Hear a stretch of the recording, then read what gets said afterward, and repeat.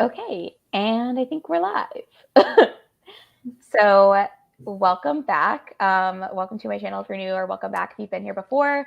My name is Mary, and this is the 4th episode of the Jane Austen Book Club live show. This month, we're talking about Emma, which I conveniently have. I usually don't have a copy of the book, but I do have Emma. Amanda, do you want to introduce yourself? Sure. My name is Amanda. I have a booktube channel that I haven't been posting to this year. I'm trying to be active on Instagram, but I'm mostly just active in my stories. And I'm kind of trying to switch over to a different account so that I can put like a mix of everything, but I don't know, it's slow going. So yeah, Emma was a reread for me. I actually read it last August, I think, and gave it a higher rating last time than I did this time. So I'm really looking forward to diving into this with Mary because I think we've got lots of differing opinions on this one. Yes, I did. I did notice that you gave it a higher rating last time. So I was like, oh, maybe she does like it. And then I was like, nope. No, I think last time I was like, I can't give a Jane Austen book less than 4 stars. Yeah. I have a really hard time giving books less than 3 stars in general. Yeah. Unless, because like my 3 stars are anywhere from like, I liked it, but it wasn't great, Right. to like, I didn't even like it at all, but I feel bad giving it less than 3 stars. And then 2 stars are like, I absolutely hated it, should have DNF'd it. But I just think that's really interesting. I like, there's this like gap in my brain where I'm like, you can't do this to someone's book. Right. Like they put so much hard work into it. Like it wasn't that bad. Yeah. That's someone out there will like it. Yeah. And so I think Serena's in the audience. If her Wi-Fi gets better, she's gonna try to come on, I think. But let's, I guess, jump in. Mm-hmm. So I guess we can start with talking a little bit about what Emma is about. So it's about Emma Woodhouse, who is 21 years old, and she's in a position where she's wealthy enough that she doesn't really need to get married in this time. And then also her dad is sick. So she's like really reluctant to get married because she wants to be able to be there for him and like take care of him. And when you get married, you have to like move into your husband's house and you sort of leave your family behind traditionally. And so as a way of like entertaining herself, she starts meddling in the lives of other people in her town to try to, and specifically Harriet Smith, who, from what I understand, and you can correct me since you've read this twice, she's like, they don't really know anything about her parentage at the beginning of the book. Mm-mm. And she's being taken care of in like a boarding house situation that used to be a school or something. Yeah. And so I don't know if Emma doesn't understand Harriet Smith's position in the town or if she just thinks that she can get her to rise above it. That part was never really clear to me. Yeah. But I don't really even recall how they met. I don't think the book tells you. Yeah. I think it was some sort of acquaintance somewhere, but. Yeah. I did think that was interesting. Yeah. Oh, it looks like Serena might be popping in. Hello. Hi. I made it. Yay, I'm glad you're here. Fingers crossed your Wi-Fi keeps working for you. Yeah, I hope it doesn't, stop working. Okay. Okay. And then also, Serena, do you want to introduce yourself quickly? And like your channels have its link down below, but you can, Yeah. Hi, everyone. My name is Serena. My channel is The Wandering Mind, and I post booktube videos as well. Yay. Okay. And then, okay. So we're just sort of talking about like the plot of Emma right now. Do you recall how Emma and Harriet met? Not really. Okay. That's okay. I don't think it says, but I guess that's like the consensus. Yeah. It's some sort of acquaintance somewhere. Yeah. Something. Yeah, I don't know. Mm-hmm. I did think it was interesting.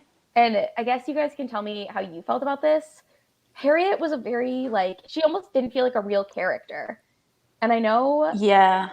we've kind of talked about this on like in previous Jane Austen books, how some characters just feel like, I don't know, they're just like there to like serve a purpose, but they're not really like characters or like people.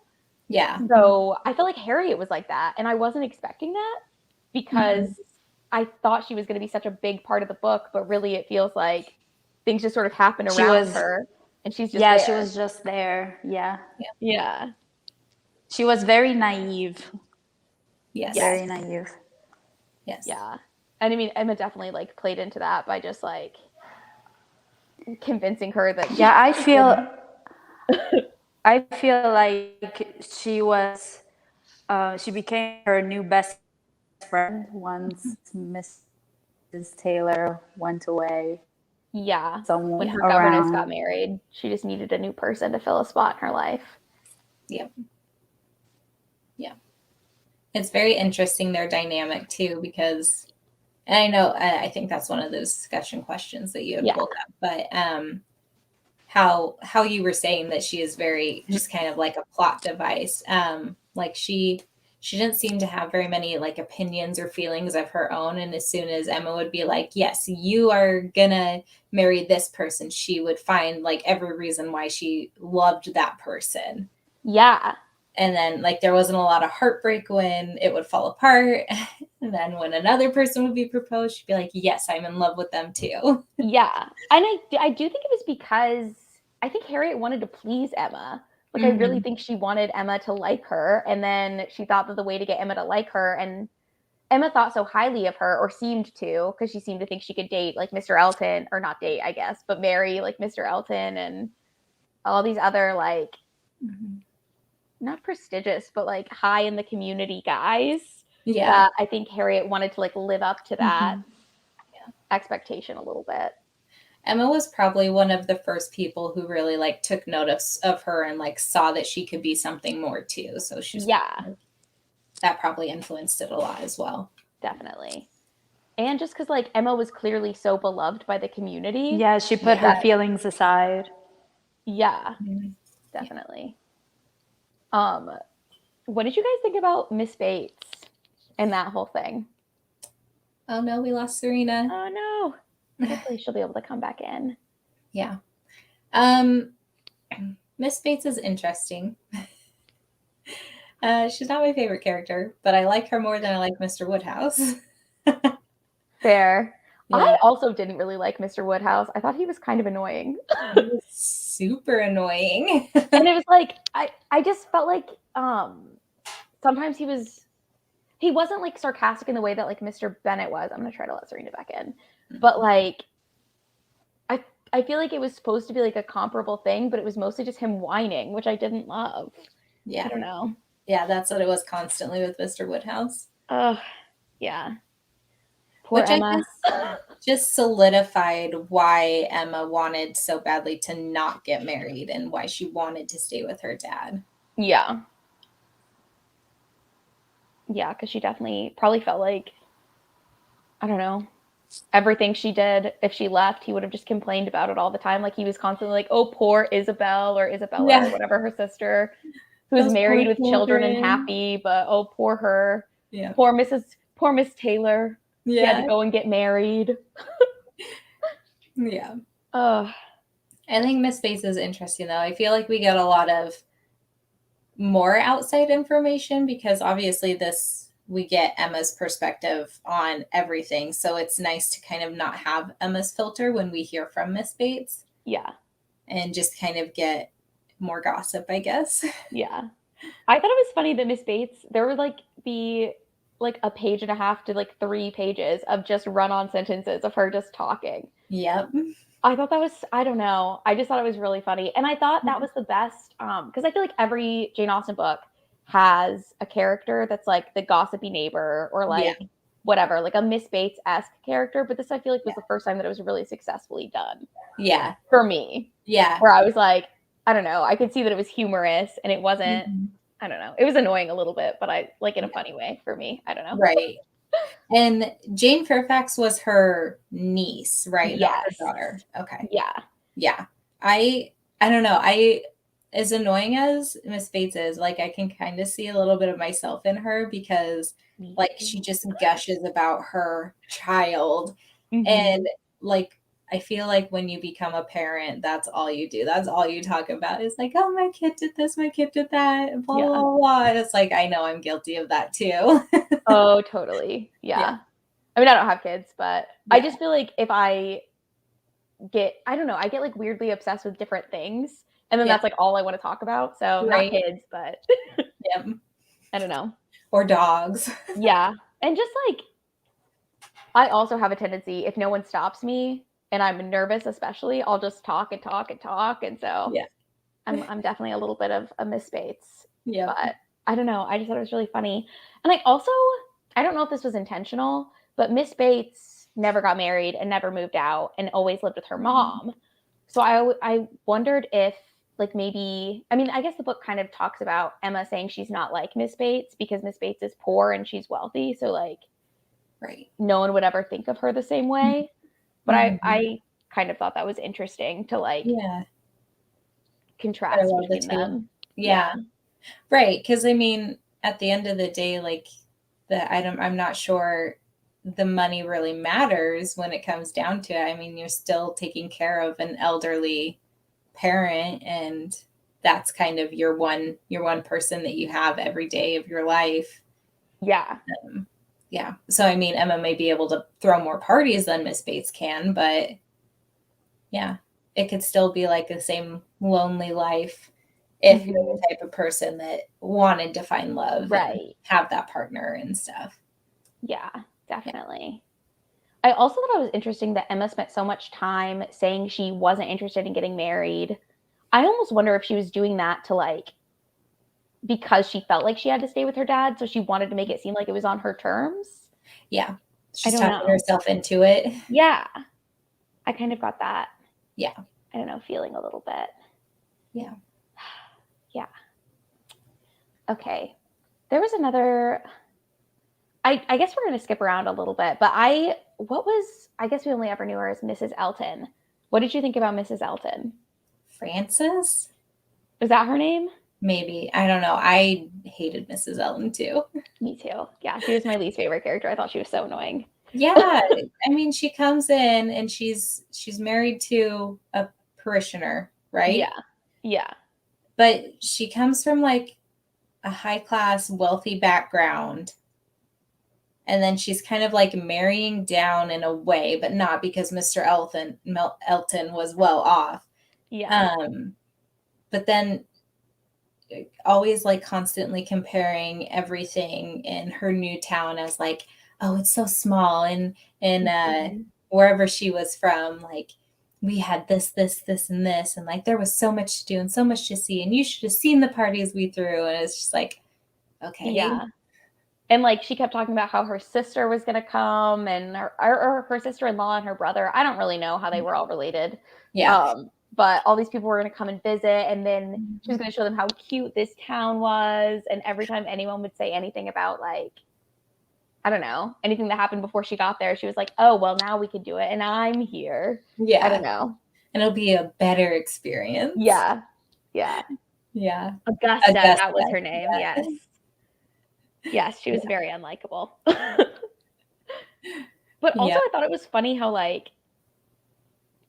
I don't know, she ended up being a decent match for Elton, or Mr. Elton, I guess.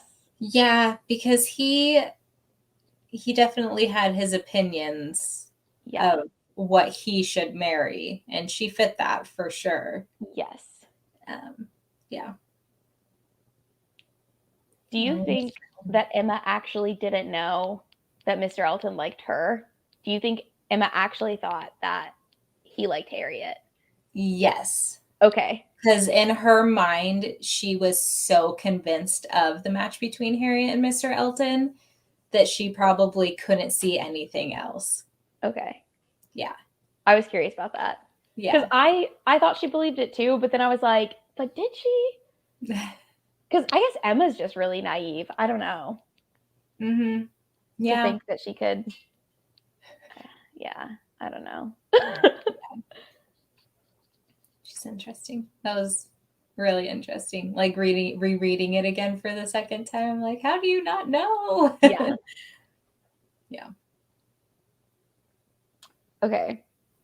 So this is one of the discussion questions, but why do you think Emma was so determined to improve Harriet Smith?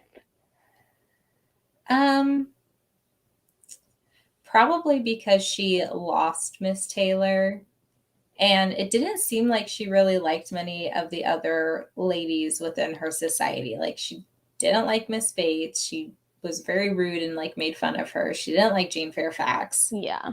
And there wasn't very many others, were there? Like, aside from her sister. Yeah, no, I guess there wasn't really anyone in town that she mentioned talking No, to or hanging out with besides Harriet. yeah. It seemed like there were more men in the group than there were women. So it was Yeah. probably her way of like shaping a friend to be exactly what she wanted. And she thinks she's doing a charitable service by, you know, bringing this woman up and showing her how proper society is and how she can marry up and, you know, all that other stuff. So I think that's probably why. And maybe a lot of the focus or energy too was because she was so determined not to get married that she was trying to find, she was kind of like dating through her friend. Yeah. I think that was definitely part of it. Yeah. It's like when you have a single friend and they're like, I don't know, should I download Tinder again? And you're like, yes, do it. Yes, Do it. let me Do it. swipe for you. Yes. Entertain me. Yeah. Yeah. I think it was definitely a little bit of that. Yeah. And also, like, I wonder if part of the reason was because, I mean, Harriet Smith, Emma showed her such attention that she didn't get, that I think she was so, like, willing to keep getting that attention. I almost feel like they fed off of each other in that way. Yeah. So Serena says, I also think that because she was successful in matchmaking her governess, she thinks she can do it again with Harriet. Yeah. I was never really clear on that because Mr. Knightley seemed to think that Emma had nothing to do with Miss Taylor and Mr. Weston. Do you know why Emma thought she had done that? If other people think she didn't? I don't even remember how Miss Taylor and Mr. Weston met. I think it was off page, like before the book started. Because I think the book starts right after they got married. Yeah. Yeah, I don't know. Emma probably thinks she has a hand in everything. That's true. And everything happens that she wants it to. Yes. I don't know. I love Emma. I thought she was so funny, but I understand her being unlikable. But oh, yeah. But I do think, I mean, that is why she said she wanted to match Harriet Smith up. And that's also why Mr. Knightley was like, please stop doing this. Yeah. Just let people fall in love how they will. Yeah. What was the name of the guy who proposed to Harriet at the very beginning? Robert? Yeah, Robert Martin. Okay. Yeah. And Harriet had stayed with his family because he has two sisters. Yeah. And that's how they like met and were talking or whatever. Right. And he is a farmer on Mr. Knightley's estate. Okay, was he on Mr. Knightley's estate? Something, or he probably like is in charge of a parcel of Mr. Knightley's estate and works the land for him. Gotcha. I was having a hard time figuring out why Mr. Knightley was so much better than him. And I assumed Mr. Knightley just had more money, but I didn't realize that Mr. Martin was working on his estate. Yeah, I think that's what it was. But yeah, it was really interesting because Knightley thought so highly of Robert Martin. And then Emma, not knowing him at all, is like, oh, you can do way better than that. Yeah. But he loves you and he wants to take care of you and bring you into his home. And he doesn't care that you don't know who your parents are and that probably something scandalous is going on. Yeah. I thought it was interesting that Mr. Knightley was like, Mr. Martin is actually marrying down by marrying Harriet. Yeah. And you're refusing to acknowledge that. Right. Yeah. Yeah. I didn't realize that. Okay. I don't think I picked up on the fact that Mr. Martin probably worked with Mr. Knightley. But I guess that makes sense because he knew him and stuff. Yeah. Okay. So this is a good one. Why isn't Emma able to like Jane Fairfax?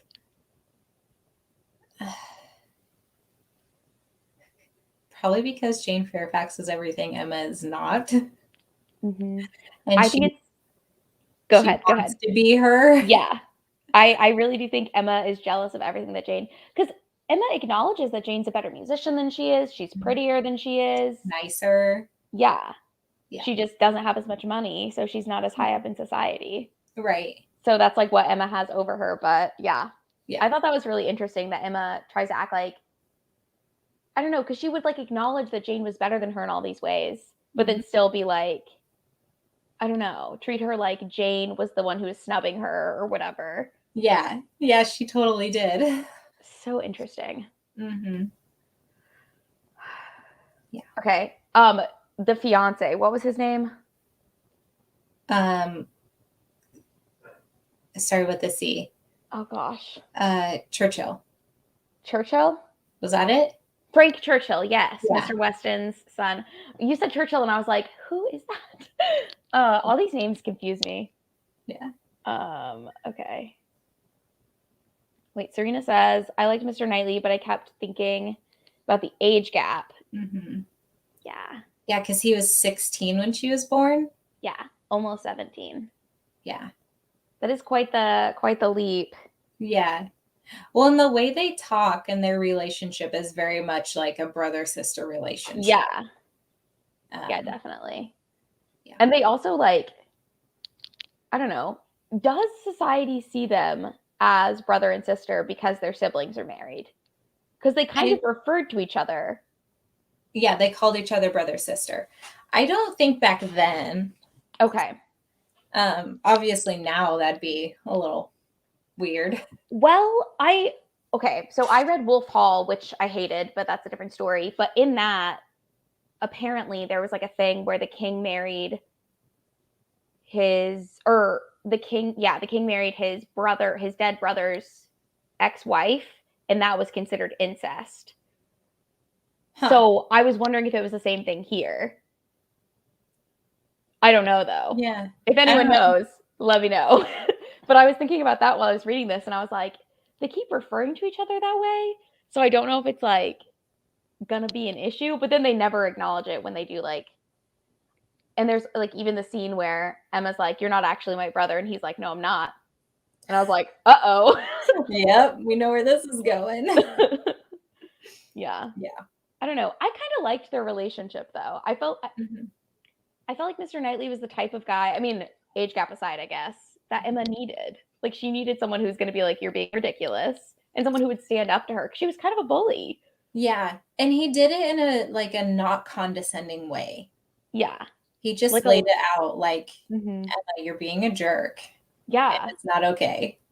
And he was like the only one who would ever tell her that what she was doing was like maybe not the best. Yeah. Yeah. I think Serena's got a good point too about why Emma couldn't like Jane Fairfax. Yeah. Emma's used to being loved by everyone.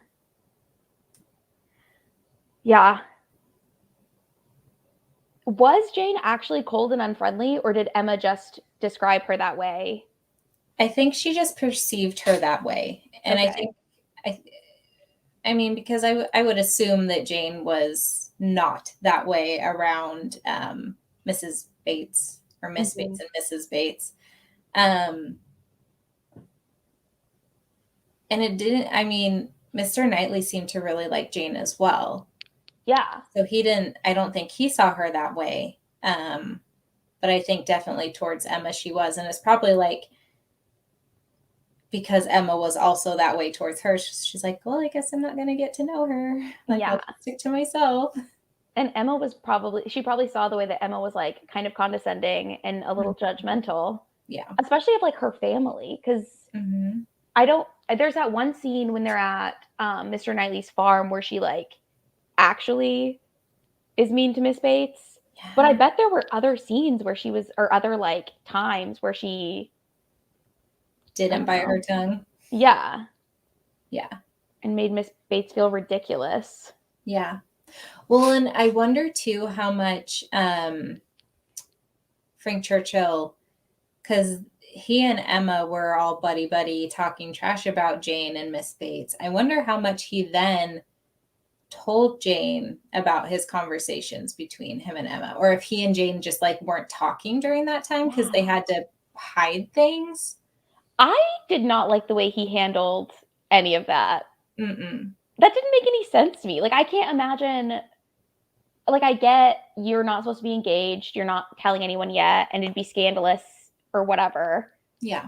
And like wanting to hide it, but I don't get him then turning around and just flirting with a bunch of other people, or I guess just one other person. I feel like it would even be better if he was just flirting with everybody, but to Right. just be like focusing so much of his attention on Emma, I don't know. Yeah. And he Yeah, tried. 'cause Go ahead. it could have been that way with Harriet, Yeah. or like even flirting with Jane in a non-obvious way. Yeah. Yeah. I don't know. I just the way he handled it, I really hated. Yeah. Feel bad for Jane. Yeah, I also think Jane was a little insecure, but I think deservedly so, because I think Frank was treating her like trash. Yeah. And then to not like even buy the piano and then start a rumor that she got it from her sister's husband or whatever. Yeah. Trash. Mm-hmm. Yeah, I don't know. Because of like the formula that Jane Austen does, I didn't know that Emma ended up with Mr. Knightley before reading this. Oh, really? So yeah. I sort of figured it out as I was reading it that was what was going to happen, but I knew that Emma wasn't going to end up with Frank because that's not how. There's always the red herring guy, I feel like. Mr. Collins. Yes. Or what was the guy in Frank almost reminded me more of like oh, I can't remember now. The guy who like ends up marrying someone or like eloping with one of the sisters or whatever, like that character In Mansfield Park. Yeah, in Mansfield Park, but also in Pride and Prejudice, the like soldier guy elopes with the sister. Oh yeah, Willoughby. Yeah, Willoughby. And then there's another one in Sense and Sensibility too, where like he has a mysterious love child or something. Yeah, he's got a name similar to Willoughby, but he wasn't Willoughby. Yeah, it started with a W, I think. I don't know. But I was sort of like expecting Frank to like have a baby somewhere. That's what I was thinking was going to happen. I was like, where is the kid? Yep. Or like he's already married, but I guess he was like already engaged. So this was like the least scandalous of the scandalous characters, I feel. Yeah. But I almost wonder if like Jane Austen had different plans, but then she was like, oh, but I like Mr. Weston and I don't want to like Wickham. Yes. There Wickham. I almost wonder if she was like, we can't make him too bad because he's got to be like decent enough because he's the son of like, I don't know. Mr. Weston. Yeah. Yeah. I wonder how much of an age difference there is between Mr. Weston and Miss Taylor. Yeah. Because if she's still childbearing age. Right. And he has a 23-year-old son. And presumably he was at least 5 or 6 years older than his first wife. Yeah. Interesting. I thought about that when they were talking about her being pregnant. I was like, Yeah, is she 40 and pregnant? Is she only like 35? Yeah. Yeah, I don't know. Because I guess for her to have been a governess, you get a governess when you're like 5 or 6, right? Maybe. And or am I just thinking about our education system? I don't know. Yeah, I don't know.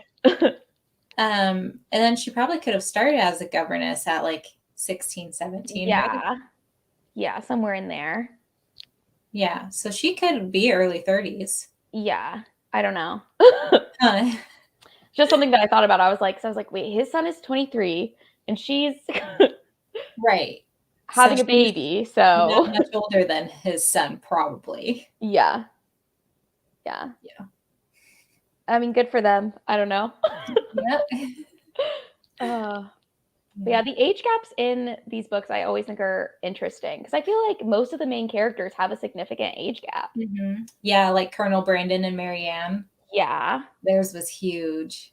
it was like 20 years or something, right? Yeah. But then there's characters like in this book, Isabella and the other Mr. Knightley, because it was the older sister and the younger brother. So I assume their age gap. Yeah. Oh.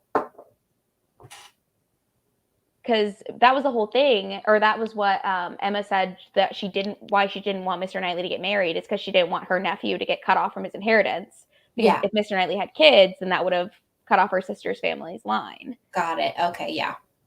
So, I don't know. I thought that was really interesting. Yeah. Huh. Interesting. But, yeah. I don't know. I just thought about that because I was like, so there are people who have appropriate age gaps or like less large ones. Yeah. We just aren't focusing on that. Jane Austen has a type. Yeah. And it's old men. I don't know. Just kidding. It's fine. I don't know. I think persuasion is an appropriate age gap. Okay. Yeah. Anyone watching, I'm not telling you your relationship is inappropriate. You can do whatever you want. I'm just saying. Seems a little odd to me, especially when the girls are like 18. Right. And the guy's like 40. That's weird. Yeah. I think it's weird. But I mean, guys can have children up to any age, right? Yeah. Yeah, I don't know. And I guess like, especially then, because like you married for the security of your husband's money, your husband's estate, like having a home. Yeah. Because I don't know. I guess there are instances where women did like inherit stuff, but I guess that's why Emma wasn't worried about getting married, because she was like, I'm going to be taken care of. Right. With my dad. Yeah, there's no son to pass it to. Yeah. And it doesn't sound like they were in the same position where like the Bennets were, that it went to a male heir. Yeah. I did think that was interesting. So just things I thought about. Okay. So this is another question that I thought was really interesting. And it says, how different are the motives of Mrs. Elton in taking up Jane Fairfax and Emma in improving Harriet Smith? Yeah. I didn't even think of that comparison when I was reading. Me neither. Because I just see it as Miss Elton trying to latch on to someone and like accrue her people so that she's got her society like instantly. It never felt like she was like trying to raise up Jane. It always felt like she was just trying to have friends. Yeah, but she was so like determined to find Jane a placement as a governess. Yes. In like a high up house. Right. And like it almost, well, I don't really know how the society actually worked, but it almost felt to me like she was trying to get Jane to be able to be at her level but acknowledging that Jane would never be able to be there because she was only going to be a governess for that family. She wasn't going to be like in the family. Right. Whereas, go ahead. Go ahead. No, go ahead. I was going to say, whereas it felt like Emma was trying to make Harriet like be able to be in a family at her same level. Although Emma did constantly say that like people, like the reason she didn't like Mr. Elton is because she felt like she would be marrying down to be with him. So it never felt like she was really trying to raise Harriet up to her level. She was just trying to raise her up a bit. Yeah. So that she could justify still being able to be in society with her. Yeah. Yeah. It is very similar. I never really saw that. I didn't thought Miss Elton was coming in and encroaching on everybody's business. Yeah. I don't know. I just thought she was, but I guess this is also similar. I thought Miss Elton was trying to like show how good she was by being like, look, I'm helping this other person out. Like, oh, I'm such a good person and I have all these like high society friends. But it's kind of like Emma was doing the same thing. Yeah. Because she was like, out of the goodness of my heart, I'm going to get you a husband. Right. Yeah. I think maybe Miss Elton's comes more from like as a parishioner's wife, I'm doing so good by doing this. Oh, maybe. So kind of trying to seem better than she might actually be, or show that she's more charitable or whatever. Yeah. Yeah. Yeah. Mrs. Elton, what a trip. Right? It's so funny too, because like before he gets married, I didn't see really any of those traits in Mr. Elton. Mm-mm. But like as soon as he got married, I was like, oh, she's perfect for you. Yeah, You guys are a match made in heaven. Yeah, she's bringing out all your finer qualities. So funny. Okay. Yeah.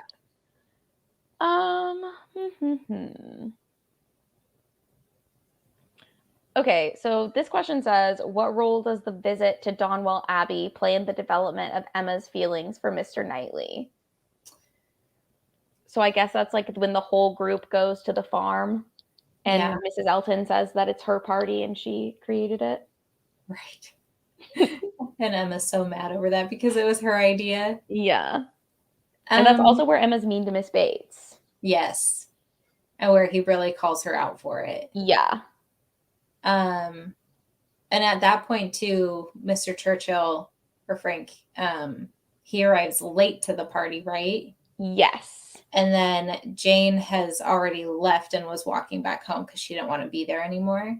Yeah. I think because she probably didn't want to be around Frank. I think in their sort of relationship, she's not sure where they stand and if he likes Emma or if Emma likes him. And then Emma doesn't want him to even show up at all because she's like, how am I going to tell this guy that I don't actually like him? Right.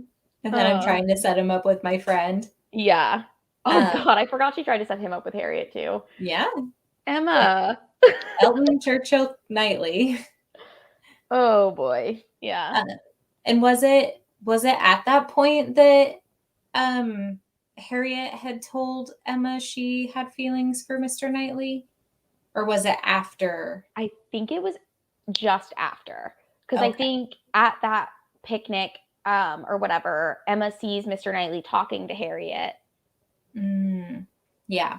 And I don't know what she thought they were talking about. Yeah. But we start to see her jealousy show up then. Yeah.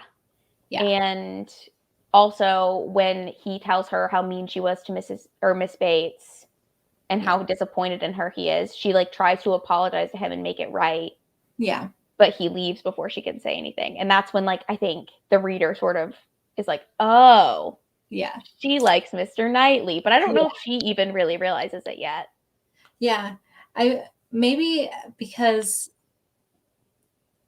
I don't know. I wonder if there's a certain degree that just because she's his sister, like she sees herself almost as mistress to Donwell Abbey.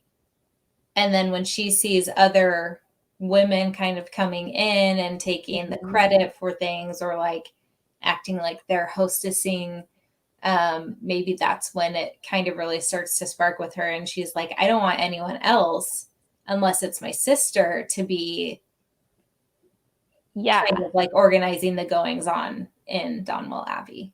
Yeah. Serena says, what do you think of Emma realizing she loves Mr. Knightley when Harriet tells her she likes him? I felt like Emma realized it right before Harriet said something. And then, but I do think it's interesting that of all the people she tries to set Harriet up with, Mr. Knightley is the one that she's like, you have no chance. No chance. He is way better than you. Yeah. I thought that was, I don't know. And I mean, maybe societally he is, but she's already trying to raise Harriet so high. So it's like, why not aim for Mr. Knightley? Yep. And it's like everyone else, I don't know. I guess Frank was younger. So maybe that was why he wasn't like as established in himself. And then the other guy was like a preacher or pastor or whatever they call it, parishioner or whatever it is.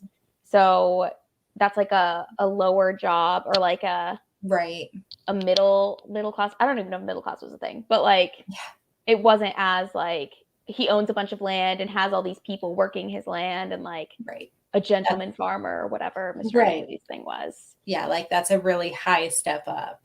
Yeah. Yeah. So, but I did think it was interesting that it was at that point that she was finally like, you know what, Harriet, you're actually not that good. Yeah.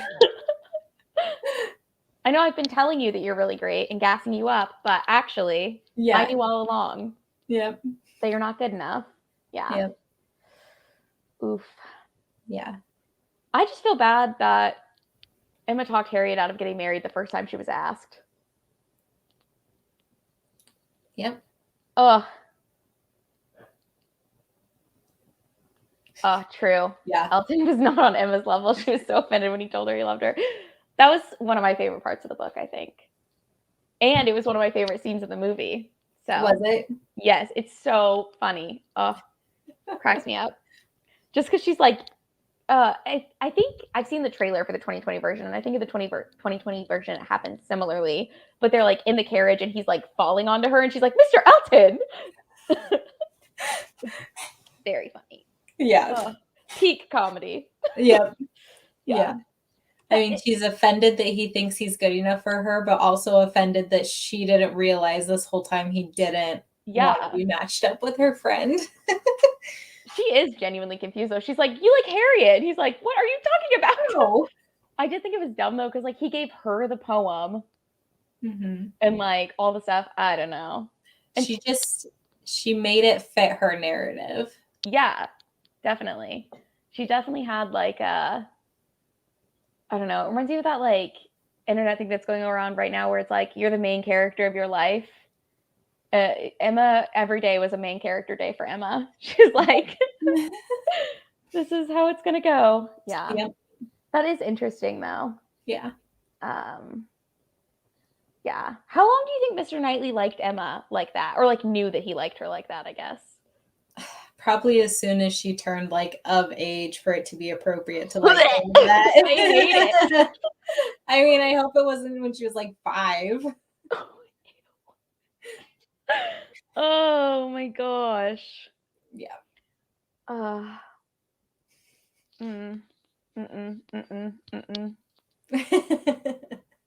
I love them as a couple just because I felt like they were a good match. But the more I think about it, the grosser it is to me. Yep. As I read it, I age him down. Me too. Yeah. Because like I feel like you can have like an older brother relationship with someone you grew up with if he was like 4 when you were born. Yeah. 4, 5. 16. Yeah, I mean, how much was he even around when she was old enough to like remember him? He was probably off doing things and like gaining experience. Yeah, so that makes me think that maybe he didn't love her when she was a baby, which is probably good. But I think I don't know, because like I wonder if he became more involved in their family when his brother was courting her sister. Yeah. And so that would have been, I mean, I don't know what the age difference between Emma and Isabella is, but I would assume Isabella would have gotten married when she was like 18. Yeah. So that was like only a couple years age difference between them. Yeah. So that makes it a little more appropriate to me. Still not great, but right. Like he may have known her when she was born, but he probably wasn't knew her as like a neighbor. Like yeah. The little girl who lives in the house over there, not like my future wife. Yeah, exactly. Gross. Yeah, Serena said in the movie he doesn't look almost 40. In the 2020 version, the actor's like 37. So really? Yeah, and I think the girl who plays Emma is like 24 or 25. So she's a little older than the character of Emma, but they still have quite an age gap. But also, I don't know. We have like all kinds of skincare benefits and things now, so you don't have to look 40 when you're 40. Or even 40 isn't that old for us, but I feel like maybe it wasn't that old for them. I don't know. I don't really know how age works or when age stopped becoming. I don't either. As big of a thing, but. So you watched the Gwyneth Paltrow version? Yeah, I loved that Mr. Knightley too. I thought he did a really good job with the role. I didn't really love Toni Collette as Harriet, but again, Harriet doesn't feel like a real character to me. So it's kind of, I don't know. I got to a point in the book where every time Harriet was mentioned, I was like, are we still doing this? Or like, she's still around, why? Especially because I felt like it was so obvious that she was just going to end up marrying Mr. Martin anyways. I was like, yeah. Actually, I'm not going to lie. For a bit there, I thought Harriet was going to end up all by herself. And I was like, there's no way Jane Austen is going to do that to this poor girl. Right. She deserves so much better. Yeah. I'll have to see if I can watch the 96 version somehow and compare them. I illegally streamed it.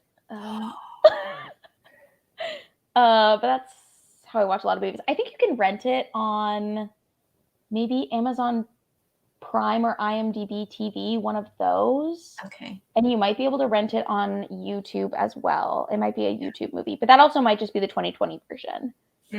I watched the PBS version of Mansfield Park on YouTube. For free? Mm-hmm. Like the free with ads thing? Mm-hmm. Okay, I'll have to look into that. I know you said it was bad, but I feel It like was. I have to watch it. It's pretty short. I mean, Yeah. Did they skim the 200 pages in the middle that is just about them arguing over whether or not they should perform the play? No. That's why I hated that book so much. I was like, why? Why? No, it wasn't as like in depth though. Okay, that's good. Yeah. I feel like, yeah, that's one of the things that we as 21st century people need to get on is adapting things and making them interesting for a modern audience. Yeah. Okay. And I'm kind of wondering, like, did the YouTube version of what I watched cut out some of the movie? Because it seemed like, I don't know, maybe it did. Because if it was on PBS, I would think that that would be like a mini series. Yeah. I don't know. Interesting. Yeah. I'm wondering if it was like an abridged version of the show or the movie. It's possible. I'll have to look up time because it was like an hour and change. Okay. Serena's asked the question, what rating did you give Emma? I gave it a 3.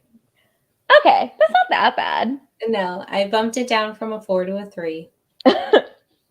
I gave it a 5. I loved it. It's my favorite Jane Austen that I've read so far. Oh my gosh, no. I loved it so much. I literally laughed out loud at multiple parts. I found it delightful. I don't know. Serena, what did you rate it? I'm dying to know. I feel like it's definitely one of those where like half the people I've seen are like, oh my gosh, I love it too. And then the other half are like, I hated it. Ugh. Yeah. So hit or miss for sure. Yeah. It is.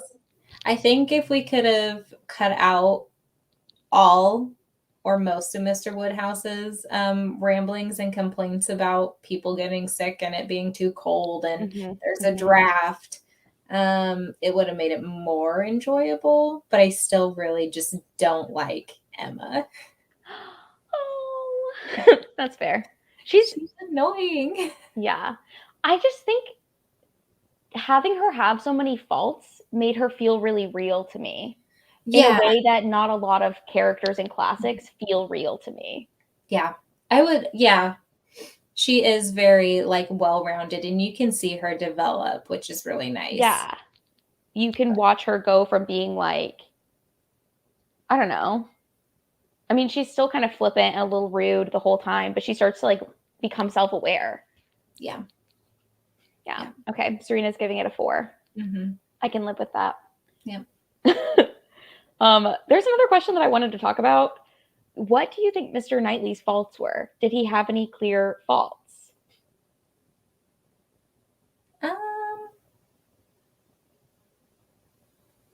None that really stand out to me. I mean, I don't think he's perfect. And I know he doesn't think he's perfect. But that almost makes him perfect, right? He's Yeah. self-aware. Yeah. I don't know. Yeah, I feel like a lot of his faults are maybe overshadowed by Emma's faults. Fair. We don't see,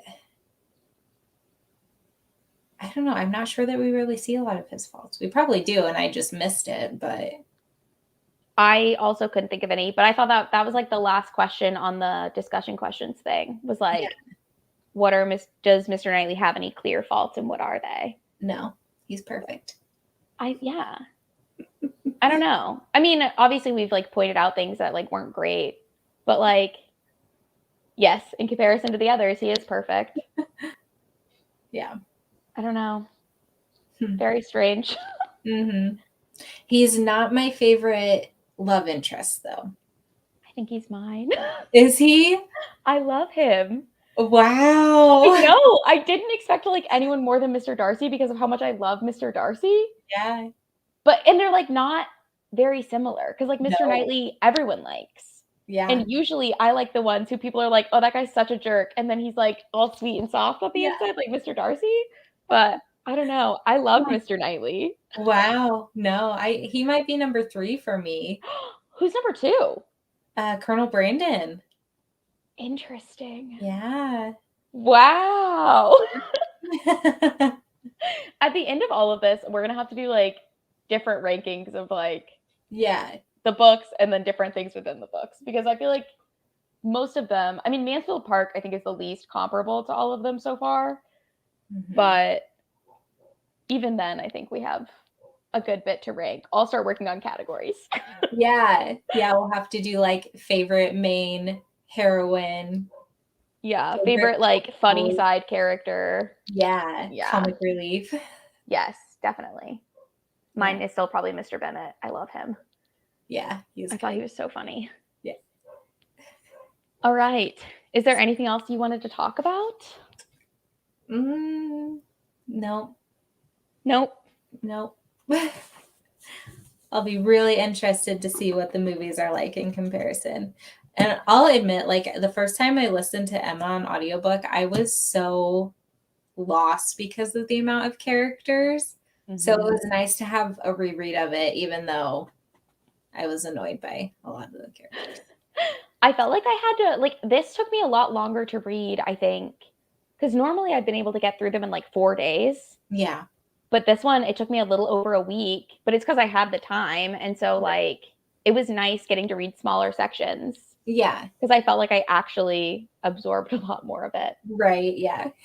And especially since, like, I hadn't read this before.